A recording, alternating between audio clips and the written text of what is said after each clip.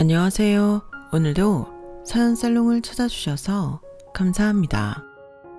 저는 평범한 회사에 다니는 30 중반의 직장인 여성입니다. 제 아이의 돌잔치에서 겪은 일을 여러분께 털어놓고 싶어서 이렇게 사연을 적게 됐어요. 평소 참을성 좋다는 평가를 듣는 제가 그날은 정말로 참다 폭발해버리고 말았거든요. 허세와 뻔뻔함으로 가득 찬 제 동서를 상대하며 쌓였던 감정이 결국 터져버린 거죠. 그런데 신기하게도 그날 이후 제 마음은 한결 가벼워졌어요. 참을 만큼 참았고 제 감정도 솔직히 드러냈으니까요. 제 얘기를 들으시면 공감하실 분도 많으실 것 같아요. 겉으로는 번지르르 하지만 결국 속은 텅 비어있는 허세가 얼마나 한심해 보일 수 있는지요. 이 이야기가 여러분께도 조금이나마 통쾌함을 줄 수 있었으면 좋겠습니다. 동서는 저와 나이 차이가 꽤 났어요. 20대 초반, 아직 어린 나이에 서방님과 사고를 치는 바람에 남들보다 결혼을 일찍 하게 돼서 저보다 이 집안에 훨씬 먼저 며느리로 들어와 있는 상태였죠. 저는 30 중반이 되도록 제 커리어를 유지하는 데 열중하느라 결혼이 좀 늦어진 케이스였어요. 30 초반에 남편을 만나긴 했지만 연애도 충분히 한 후에 결혼하고 싶은 마음이 있어서 결혼 시기가 더 늦춰졌죠. 결혼 전 동서를 처음 만났을 때 7살 애엄마 치고는 여전히 어리고 예쁠 뿐만 아니라 세련되기까지 한 동서의 모습에 내심 깜짝 놀랐어요. 머리부터 발끝까지 메이크업이며 머리까지 풀 세팅에 몸은 로고만 봐도 다 아는 명품으로 휘감고 있었거든요. 동서와 처음 인사를 나눈 후 집에 돌아오는 길에 남편에게 호들갑을 떨 정도였어요. 여보, 동서 정말 너무 예쁘다. 어쩜 저렇게 세련됐지? 부잣집 따님 같아. 부잣집 따님은 무슨, 그냥 잔뜩 꾸며놓으니까 그럴듯해 보이는 거지. 그런데 남편의 반응은 생각보다 심드렁했어요. 그땐 혹시 제 눈치 보느라 동서 칭찬을 못하나 정도로 가볍게 생각하고 넘어갔죠. 조금씩 이상한 점을 느끼기 시작한 건 제 결혼식 날부터였어요. 결혼을 좀 늦은 나이에 하다 보니 다른 건 몰라도 결혼식에는 은근히 욕심이 생기더군요. 일한 기간이 길었던 만큼 모아둔 돈도 많아서 그야말로 결혼식에는 아낌없이 투자했어요. 이럴 때가 아니면 언제 제가 살면서 공주놀이 해보겠나 싶었거든요. 그래서 모든 제 로망을 실현시켰다고 할 수 있을 만큼 화려한 드레스에 화려한 웨딩홀에서 식을 올렸어요. 친구들도 제 결혼식을 많이 기대했고 다행히 당일날 반응을 보니 그 기대를 실망시키지 않은 것 같더라고요. 세상에, 지혜야 너무 예쁘다. 정말 반짝반짝 빛이 나. 웨딩홀도 너무 예쁜데 여기 연예인들이 많이 하는 곳이라며. 저번에 유명 배우들이 여기서 결혼하는 거 보고 한 번쯤 와보고 싶었는데 네 덕에 와보네. 동화 속에 들어온 것 같아. 그치? 너희들 반응 보니까 그래도 돈 들인 보람이 있다. 늦게 하는 만큼 좀 정성 들이고 싶었어. 다들 와줘서 정말 고마워. 친구들의 쏟아지는 축하 속에서 기분 좋게 하객들과 인사를 나누고 있는데 그때 동서가 나타났어요. 동서는 첫 만남 때와 마찬가지로 머리부터 발끝까지 명품으로 치장한 채 휘황찬란하게 나타났어요. 치장만 했다면 얼마나 좋았을까요? 동서가 입고 온 건 뭐 유명 브랜드의 시그니처나 다름없는 하얀색 트위트 소재의 원피스와 자켓이었어요. 지혜야, 저 사람 누구야? 누가 결혼식장에 저렇게 하얀 트위트를 입고 와? 미쳤나봐. 너랑 원수라도 졌어? 너 아는 사람 중에 저렇게 사치스러운 사람도 있었어? 아니 뭐 부자야? 우리 동서야. 동서가 명품을 좀 좋아하는 것 같더라고. 동서는 곳곳에 화사한 꽃으로 꾸며져 있는 신부 대기실을 살짝 놀란 듯한 얼굴로 둘러보더군요. 그러다 저랑 눈이 마주치고는 제게 다가왔어요. 동서 왔어? 네, 형님. 결혼식 비싼 데서 한다고는 들었는데 이렇게 화려할 줄은 몰랐네요. 늦게 하는 결혼식이다 보니까 신경을 좀 썼어. 어때? 괜찮아? 뭐 아무래도 나이 들고 하는 결혼이라 돈을 좀 쓰긴 써야겠다 싶었는데 보니까 잘 쓰신 것 같네요. 젊어서 이쁠 때 결혼하면 이렇게 화려한 건 잘 못하거든요. 동서, 그게 무슨 뜻이야? 네? 별 뜻 아니에요. 홀도 화려하고 드레스도 화려해서 신부가 나이가 있다는 게 전혀 티가 안 난다는 뜻이었어요. 좋은 날인데 너무 예민하게 받아들이지 마세요.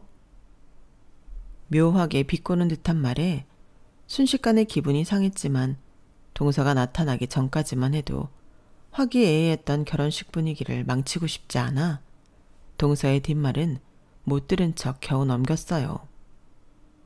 그날 특별히 신경 써서 준비한 만큼 하객들의 반응은 좋았고 칭찬으로만 가득했어요. 신부 대기실에서 있었던 동서와의 대화만 제외하면 참 행복한 결혼식으로 마무리할 수 있었죠. 그때부터 동서를 약간 경계할 필요가 있겠다고 막연하게 생각했던 것 같아요. 하지만 남편에게 이야기했을 때 남편의 반응은 생각보다 심드렁했어요. 너무 신경 쓰지 마. 재수씨가 워낙 어릴 때 사고 쳐서 결혼하느라 아직 결혼식을 못했거든. 그런데 우리가 이렇게 화려하게 식을 올리니까 나름대로 약올랐나 보지. 안 그래도 꾸미고 치장하는 거 좋아하는 사람인데 얼마나 배가 아팠겠어? 남편의 이야기를 듣고 나니 아예 이해 못할 건 또 아니더라고요. 당당하고 세련되었었던 첫인상과는 달리 내면에 나름대로의 열등감을 가지고 있는 사람이구나. 그런 생각이 들었거든요. 그렇다고 제가 이해해줄 의무는 없었지만 그땐 이해가 된다는 이유만으로 넘어가 줄 수 있었어요. 하지만 결혼 후 가족 모임을 가지는 횟수가 많아질수록 동서의 실체에 더 가까이 다가가게 되면서 불편해지기 시작했죠.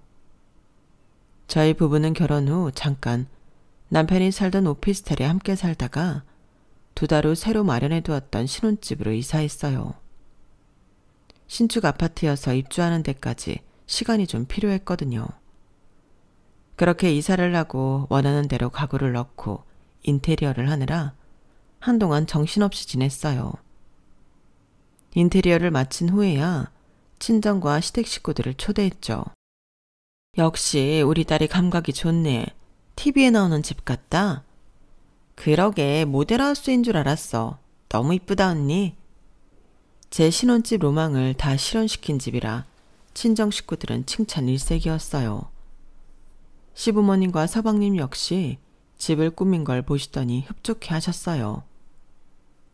깔끔하게 잘 해놓고 사네. 역시 우리 첫째 며느리가 디자이너라 그런지 안목이 좋은 것 같구나.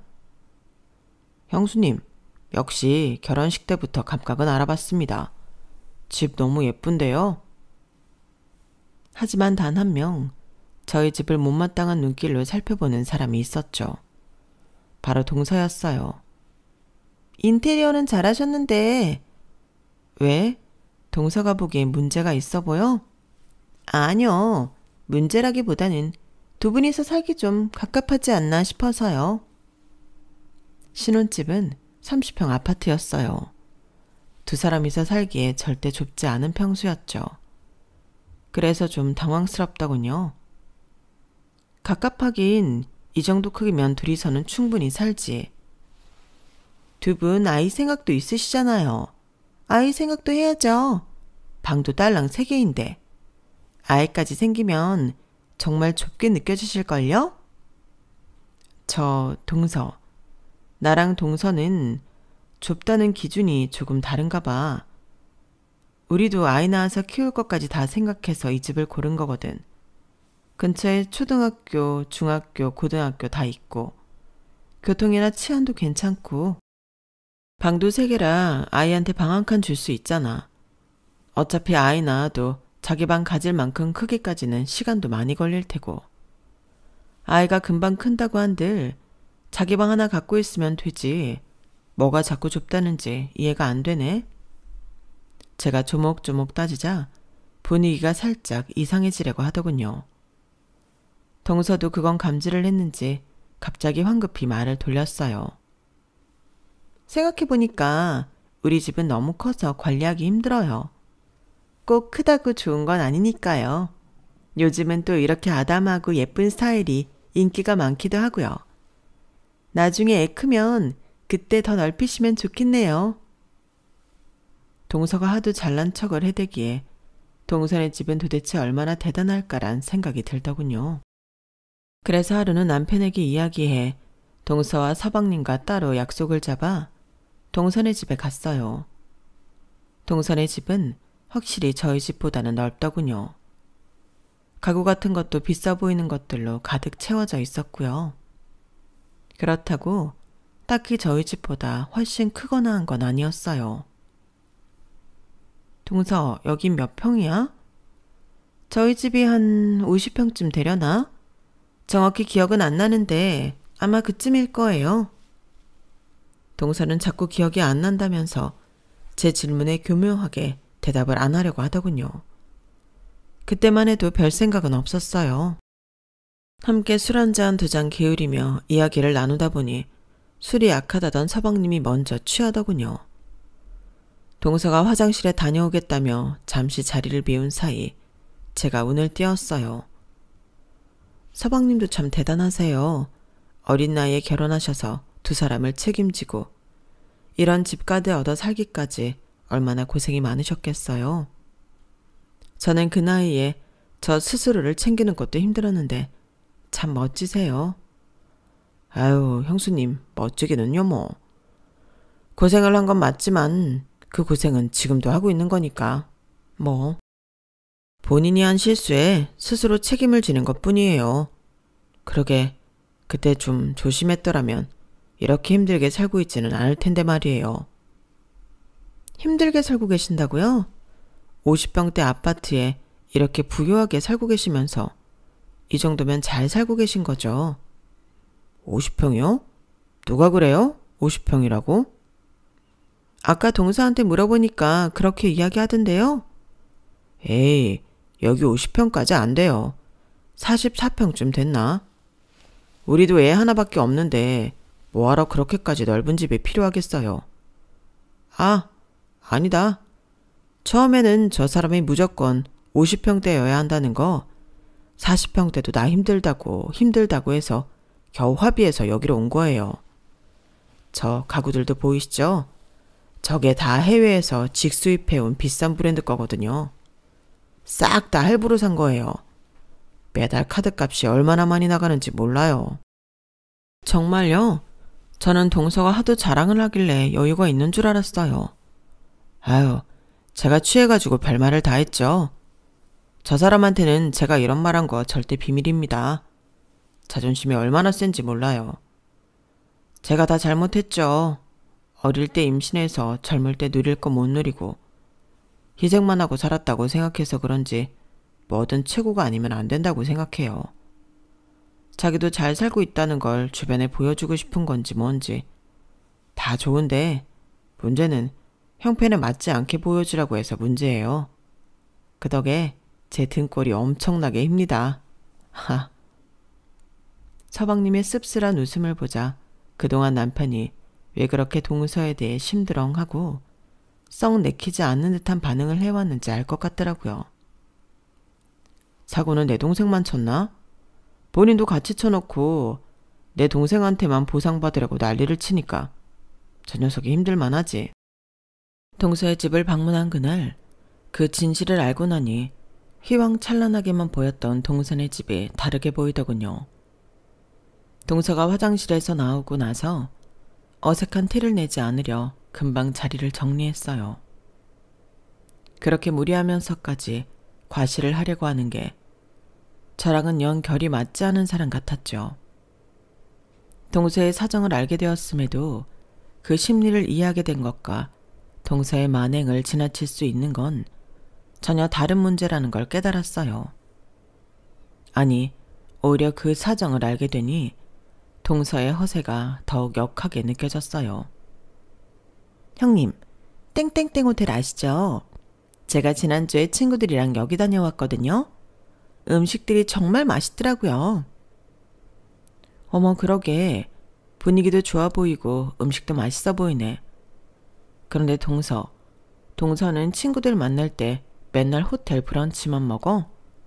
저번에도 이런 곳 갔다 와서 자랑했던 것 같은데. 아, 네. 저랑 제일 친한 친구 3명 있는 거 아시죠? 그 친구들도 다들 잘 살거든요. 얘들도 밖에 나가서 사람 사귀려고 하면 돈 쓰는 수준이 안 맞아서 친구를 잘 못하더라고요. 그러다 보니 완전히 셋이서만 다니게 된 거 있죠? 그랬구나. 그런데 왜 맨날 음식 사진만 보여줘? 분위기도 되게 좋아 보이는데. 동서 사진 찍는 거 좋아하잖아. 동서 사진 좀 보자. 이런 데 가면 또 얼마나 이쁘게 하고 갔을지 궁금한데 워낙에 잘 꾸미고 다니니까. 네? 딱히 그렇지도 않은데. 친구들이랑 수다 떠느라 바빠서 의외로 사진 잘 못 찍어요. 남편이랑 가야 그나마 사진 찍어 달라 할까 말까죠. 매번 호텔 브런치를 먹으러 다닌다며 자랑만 하고 막상 거기서 찍은 본인 사진을 보여달라고 하니 눈에 띄게 당황을 하며 말을 얼버무리더라고요. 그래서 이것도 거짓말인가 보다 싶었어요. 음식 사진이야 인터넷에 널려 있으니 호텔 이름 치고 검색만 해도 내가 찍은 사진인 척 저장할 수 있는 세상이니까요. 그래서 좀 골려주고 싶은 생각이 들더라고요. 그렇게 좋은 곳이면 어머님도 한번 사드려야 하는 거 아니야? 난 그렇게 좋은 곳은 자주 못 다녀봐서. 동서가 알아도 제일 잘할 테니까 이때까지 가본 곳 중에 제일 맛있었던 곳으로 한번 안내해줘. 어머님도 이런 곳 가보고 싶지 않으세요? 아우, 이런 데는 돈이 없어 못 가지. 마음만은 가고 싶지. 우리 둘째 며느리가 데리고 가준다면 기쁜 마음으로 가서 먹지. 벌써부터 뭘 입고 가야 할지 걱정이구나. 봐봐, 이렇게 좋아하시네. 그럼 우리는 동서만 믿고 따라갈게. 한번 큰 돈을 쓰게 봐야 정신을 차리려나 싶어서 찔러본 말이었어요. 동서는 잠깐 당황한 듯 하더니 다시 큰 소리를 치더군요. 당연하죠. 생각보다 얼마 안 해요. 저는 자주 가니까 제일 맛있었던 곳으로 모실게요. 걱정 마세요. 그렇게 약속한 날이 다가왔어요. 동서가 미리 예약해 놓았다는 곳은 누구나 한 번쯤 얘기는 들어봤지만 가본 사람은 많지 않은 모 유명 호텔의 브런치였어요. 동서를 혼쭐내줄 생각으로 가게 된 곳이었지만 막상 도착하니 저도 가슴이 뛰더라고요. 결혼 준비하느라고 이런 곳에는 못 와본 지 엄청 오래됐었거든요. 많이 와봤다던 동서는 생각보다 길을 어리버리 헤매더라고요. 동서, 많이 와봤다며? 엘리베이터 어디 있는지 몰라? 네? 당연히 알죠. 오랜만에 왔더니 다른 호텔이랑 좀 헷갈려서 그래요. 제 말에 당황한 동서는 허둥지둥 하더니 곧바로 엘리베이터를 찾았어요. 그 모습을 보고 웃음이 터질 뻔한 걸 꾹 참느라 혼났죠. 도착하고 나니 동서는 다시 평온을 되찾은 듯 보였어요. 어머님, 형님, 제가 쏘는 거니까 많이 시키셔도 돼요. 자주 못 와보실 테니 오셨을 때 많이 드세요. 정말? 고마워, 동서. 동서 덕분에 이런 곳을 다 와보네. 딱 봐도 양에 비해 가격은 어마어마한데 마음껏 시키라고 하니 좀 의아했지만 동서가 한 말이니 책임지겠거니 싶어 양껏 시켰어요. 메뉴를 하나씩 추가할 때마다 동서의 얼굴이 조금씩 어두워지는 것 같더라고요. 동서는 뭐 먹을 거야? 아, 저는 속이 좀 안 좋아서 그냥 커피나 한 잔 시킬게요. 메뉴판을 쓱 훑어보더니 음료 중 커피가 가장 저렴하더라고요. 커피? 속 안 좋은데 커피는 마셔도 되고? 뭐 좋을 건 없지만 일단은 여기까지 왔는데 저도 커피라도 마셔야죠. 그래, 그럼 동서는 커피로 한 잔 주문할게. 어차피 여기 자주 오니까 다음에 친구들이랑 또 와서 먹으면 되겠다. 애써 변명하는 동서가 안쓰러워 그쯤 해두고 모른 척 커피를 시켜줬어요. 분위기도 너무 좋았고 음식은 정말 맛있었어요. 만족스러운 식사를 하고 난 뒤 계산할 때가 되자 주문서를 훑어본 동서가 갑자기 다급하게 제 팔목을 붙들더군요. 형님, 제가 사실은 요즘 좀 빠듯해서 그런데 이번엔 형님이 내주시면 안 될까요? 어머님한테는 제가 샀다고 하고요. 뭐? 난 동서가 사준다고 해서 부담 없이 많이 먹었던 건데 아까만 해도 많이 먹으라고 했잖아. 그랬는데 제가 다음에 사면 되잖아요. 오늘만 좀 내주세요. 내줄 수야 있지만 좀 당황스럽다. 나는 동서 믿고 온 건데. 다음엔 제가 낸다니까요. 솔직히 말해서 저는 오늘 속 안 좋아서 커피밖에 못 마셨잖아요. 그래 알겠어. 근데 계산은 내가 하고 인사는 동서가 받게? 좀 한 번만 도와주세요. 알았어. 동서는 먹은 것도 없으니 이번엔 내가 낼게. 계산할 때가 되니 사색이 되어서는 저에게 부탁하는 꼴이 참 보기 좋진 않더라고요. 둘째 며느라 잘 먹었다. 내 평생 이렇게 좋은 곳은 처음 와보는구나. 이런 것도 와본 사람이 와본다고 그 말이 딱이구나. 그쵸 어머님? 제가 어머님 모시고 온다고 특별히 최고 비싼 곳으로 예약한 거예요. 맛있게 드셨다니 다행이네요. 어머님에게 한껏 아양을 떠는 동서를 살짝 어이없는 얼굴로 바라보고 있는데 뭔가 제 눈에 띄더군요. 호텔에 온다고 또 명품으로 잔뜩 치장하고 온 동서의 목에 아주 큼직한 사이즈의 명품 로고 펜던트가 달린 진주 목걸이가 걸려 있었거든요. 그런데 자세히 보니 그 펜던트 부분 근처로 동서의 목이 새빨갛게 쇠독이 올라와 있더라고요. 펜던트가 워낙 커서 티가 많이 나진 않았지만 조금만 목을 비틀어도 바로 보였어요. 그걸 보니 참 기분이 묘하더라고요.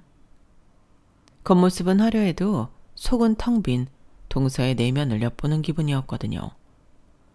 아무튼 그날 이후로는 동서의 허세가 조금은 가라앉은 듯 했어요. 급한 상황에서 도와주기도 했고 본인이 돈이 없다는 티를 그날 처음으로 제게 내서 그런지 예전만큼은 안 까불더군요. 그날 돈은 많이 나왔었지만 그래도 한번 내길 잘했다 싶을 정도로 한동안 동서는 기가 죽어 있었어요. 쓸데없이 재산이나 명품 과시로 제 기를 누리려는 행위는 확연히 줄어들었죠. 하지만 저와 남편 사이에 아이가 태어나고 돌이 다가올 쯤 정도로 시간이 지나니 동서는 예전 그 일에 대해 까맣게 잊어버린 모양인지 다시 슬슬 예전의 태도로 돌아오더군요. 형님, 요즘 누가 육아를 그렇게 노가다처럼 해요. 요즘 좋은 육아용품이 얼마나 많은데요. 나도 알지. 그런데 육아용품 좋은 거 사려고 하면 비싸기만 하고 얼마 쓰지도 못하잖아. 아까워서 어떻게 그렇게 사겠어. 그래도 그렇죠. 이럴 줄 알았으면 저희 집에 있던 육아용품 좀 놔둘 걸 그랬네요. 애 키우는데 이렇게 짠소리처럼 하셔서야 되겠어요? 그럼 동서가 좀 선물해 줄래? 비싼 육아용품 그거 얼마나 좋은 건지 한번 써보고 괜찮으면 나도 사서 써볼게. 네? 그런 거는 얼마 못 쓰니까 선물 받으실 생각 말고 필요하면 중고로 구매해서 써보세요. 동서는 다시 저를 슬슬 긁기 시작했지만 저도 그동안 나름대로 동서를 다루는 방법을 알게 되었기 때문에 듣기 싫은 소리 할 때마다 동서를 쫓아낼 수 있는 말들만 골라서 했어요. 그럼 동서가 사줄래? 이 말 한마디면 동서는 마법같이 저 멀리로 도망치곤 했거든요. 그렇게 그럭저럭 잘 지내는 듯 싶었어요. 하루는 시댁에 갔는데 돌잔치를 어떻게 준비하고 있는지 시부모님께서 관심을 가지시더라고요. 결혼식은 크게 했지만 요즘 돌잔치는 식구들만 불러서 식사하는 정도로 진행한다고 알고 있어서 저희도 소박하게 하기로 했어요. 가족들, 친척분들만 모시라고 해요. 그래, 요새는 옛날처럼 그렇게 아는 사람 다 부르고 그러지 않더라. 장소 사진 같은 건 없니? 식사 메뉴는? 거의 준비 다 끝나기는 했는데 보여드릴까요? 시부모님께서 궁금해하시기에 돌잔치로 섭외한 장소와 식사 메뉴를 보여드렸어요. 메뉴도 아주 정갈하고 깔끔하게 나오는 걸로 준비 잘했네. 장소도 이만한 크기면 가족들끼리 오붓하게 식사할 수 있을 것 같고 분위기가 참 좋네. 정말요? 나름대로 열심히 신경 썼는데 마음에 들어 하셔서 다행이에요. 너네도 둘째네처럼 드레스도 입을 예정이니? 아, 결혼식 때 원 없이 입어서 드레스는 괜찮을 것 같고 둘 다 일상에도 입을 수 있는 격식 있는 옷차림으로 준비했어요. 그때 갑자기 가만히 듣고 있던 동서가 나서서 끼어들더군요. 형님, 그래도 이제 더 나이 들어서는 진짜 드레스 입을 기회가 없을 텐데 입을 핑곗거리가 있을 때 입으시는 게 낫지 않으세요? 아니, 드레스는 됐어. 내가 드레스 못 입어서 환장한 것도 아니고 그간 결혼할 때 원 다 풀었어. 동서는 결혼식을 아직 안 올려서 드레스에 대한 환상이 좀 있나 본데 나는 이제 다 없어져서. 동서가 또 스멀스멀 올라오려고 하길래 눌러주려고 했는데 동서는 오히려 거기에 버튼이 눌렸는지 신나서 비아냥대더라고요. 그러세요 그럼. 하긴 드레스도 젊을 때나 이쁘지. 형님 나이에 드레스까지 입고 돌잔치 하면 좀 주책이란 소리 듣죠. 제가 거기까진 생각을 못했네요. 제가 결혼식은 못 셌어도 돌잔치는 정말 화려하게 했거든요. 저도 그때 드레스 입고 원 다 풀어서 딱히 환상 없거든요. 그리고 요즘 돌잔치 아무리 소박하게 한다지만 이건 좀 그렇지 않나요? 저희 때는 셰프가 음식 다 서빙하고 업체한테 맡겨서 유명 플로리스트가 데코 다 했어요. 형님도 가성비만 따지지 말고 이렇게 중요한 날엔 전문가 좀 쓰세요. 됐어, 재수씨. 우리가 그렇게 안 하겠다는데 왜 그래? 조언은 고맙지만 각자 투자하고 싶은 행사가 다른 거지. 우린 우리 방식대로 할게. 재수진의 돌잔치 참 화려하고 좋았지만 우린 그렇게까지 하고 싶지 않아. 남편이 나서서 상황을 깔끔하게 정리했어요. 그러니 동서도 더 이상 말을 못하더군요.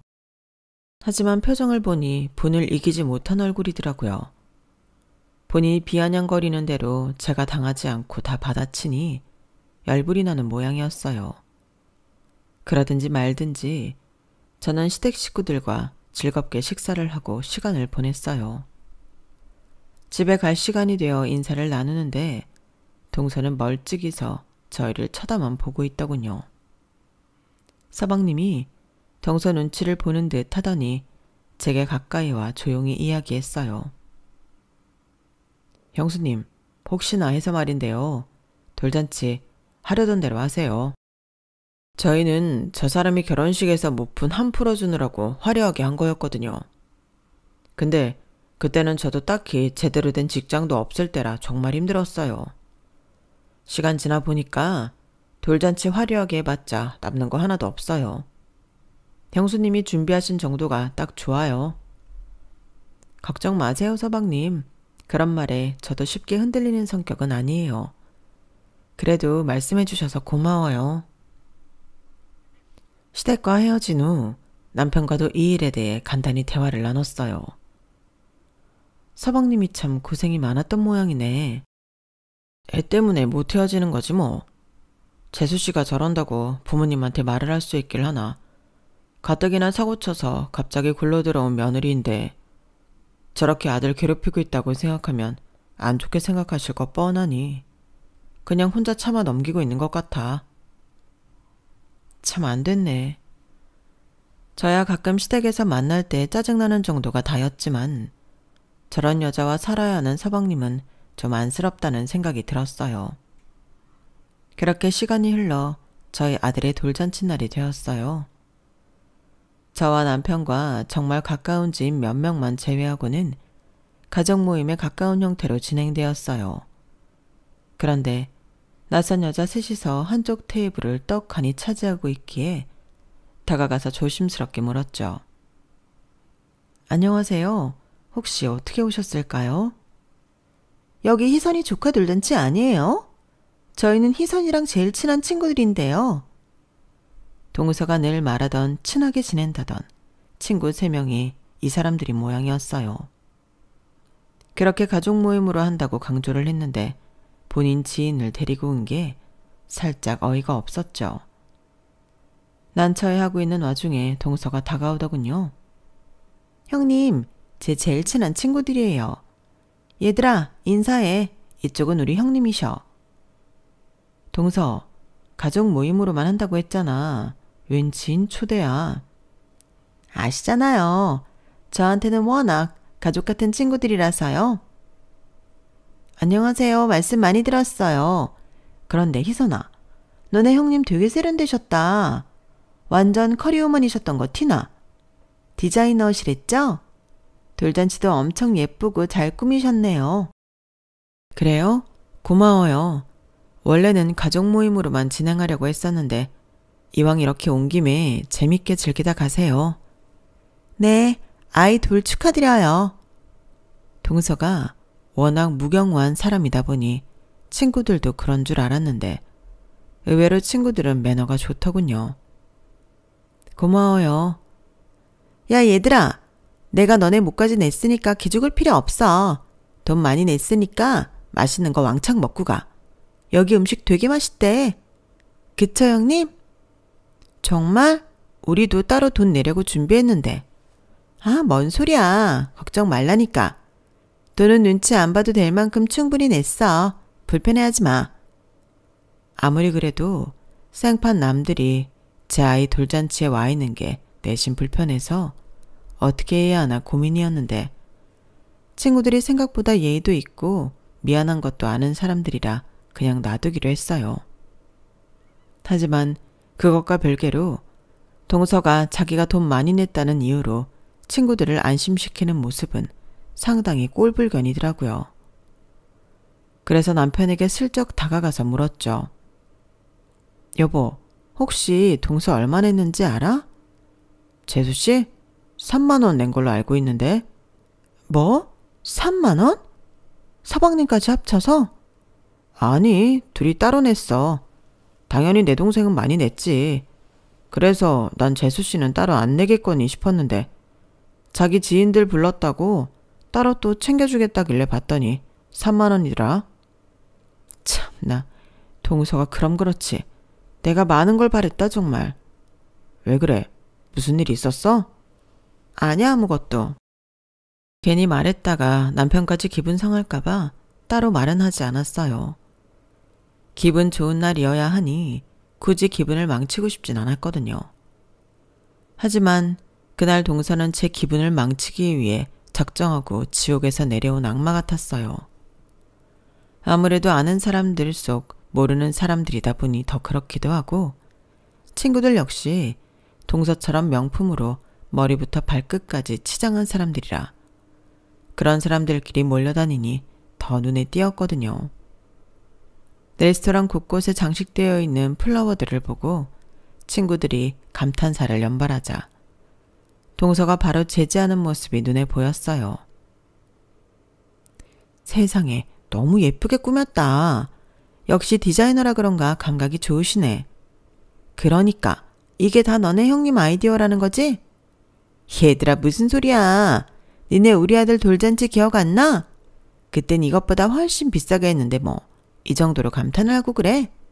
형님, 여기다 돈도 얼마 안 썼어. 비싼 것도 비싼 건데 가격이 얼마 안 들었으면 더 놀라운데? 장소는 협소해도 하도 예쁘게 잘 꾸며놔서 돈 많이 들인 줄 알았어. 테이블 세팅도 너무 예쁘고 음식도 맛있고. 니네 안목에 이 정도 스케일이 마음에 든다고? 멀찍이서 대화를 듣는데 친구들이 칭찬 일색이자 동서의 표정이 굳으며 불만 어린 표정으로 바뀌는 걸 지켜보는 재미가 쏠쏠하더군요. 아마도 친구들과 함께 제 돌잔치에 대해 무안을 주고 싶어서 데리고 온 모양인데 생각보다 반응이 좋으니 당황한 모양이었어요. 속으로 잘됐다 생각하고 있는데 갑자기 동서가 상기된 얼굴로 제게 다가오더군요. 그러더니 돌잔치 상위에 오픈되어 있는 채 놓여 있었던 아기의 돌반지를 물끄러미 내려다보더라고요. 형님, 이거 도금이죠? 무슨 돌반지까지 가성비로 하세요? 무슨 소리야. 도금이라니. 누가 돌반지를 도금으로 해. 그러니까요. 아닌 척해도 소용없어요, 형님. 싼 티가 줄줄 나는데 그 와중에 진짜인 척 자존심은 챙기시려고요? 뭐야? 진짜야? 돌반지를 도금으로 했다고? 동서가 다 들으라는 듯 큰 소리로 이야기하는 바람에 돌잔치에 초대된 하객들의 시선이 모두 저희 쪽으로 쏠렸어요. 저게 무슨 소리야? 돌반지가 도금이라고? 아니, 형편이 그렇게 안 좋아? 그래도 첫애 돌인데 너무한 거 아니야? 아니, 아낄 걸 아껴야지. 짠순이도 저런 짠순이가 없네. 세상에. 주변의 수군거림을 듣고 동서는 흡족한 듯 미소를 짓더라고요. 그동안 참을 만큼 참았다고 생각했는데 더 이상은 안 되겠더라고요. 동서, 도금은 동서가 맨날 끼는 그 명품 로고 떡하니 박힌 목걸이가 도금이겠지. 생사람 잡지 말고 본인이 나 진짜 끼지 그래? 그게 무슨 말씀이세요? 얘 짝퉁 끼는 사람 완전 혐오하는데? 맞아요. 희선이가 짝퉁이라뇨. 이거 맨날 꼈는데 진짜 할 거예요.